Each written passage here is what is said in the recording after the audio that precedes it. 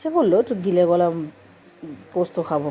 তো হঠাৎ করে ফ্রিজে একটু গিলে গলা ছিল, সেটাকে বার করে ধুয়ে একটা বড় গোটা পেঁয়াজ, টমেটো, তারপরে হলুদ, নুন, তারপরে আদা জিরে লঙ্কা হাতে বাটা, আর আর তোমার ধনে বাটা, তারপরে শেষে রসুনের পেস্ট, সমস্ত কিছু দিয়ে না বেশ 1 থেকে 2 চামচের মতো সর্ষের তেল দিয়ে আমরা ওটা মেখে নিলাম, হাতেই মাখলাম।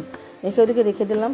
এদিকে কড়াইতে সাদা তেল দিয়ে এলাচ দারচিনি লবঙ্গ তেজপাতা ফোড়ন দিয়ে না হাফ পেঁয়াজ কুচিনো দিয়ে আর কটা কাঁচা লঙ্কা দিয়ে আমরা হালকা আলতোভাবে ভেজে নিয়ে না মেখে রাখা গিলে গলা স্টমাকটা আমরা দিয়ে দিলাম। দিয়ে ভালো করে নাড়িয়ে চাড়িয়ে চাপা দিলাম, জল বেরোলো। আবার ঢাকনা খুলে আবারও নাড়িয়ে চাড়িয়ে আমরা লাল লঙ্কার গুঁড়ো আর ঝাল লঙ্কার গুঁড়ো দিলাম। এটা না একটু বেশি ঝাল ঝাল খেতেই সবাই পছন্দ করে আমার বাড়ির লোকেরা। তারপরে কী করলাম, গরম মশলা দিয়ে যে তেল বেরিয়ে আসলো, সিদ্ধ হয়ে গেল, সুন্দর করে আমরা আপনার সার্ভিং ট্রেতে নামিয়ে দিলাম। ভিডিওটি ভালো লাগে সাবস্ক্রাইব করবে, লাইক করবে, শেয়ার করবে, কমেন্ট করবে।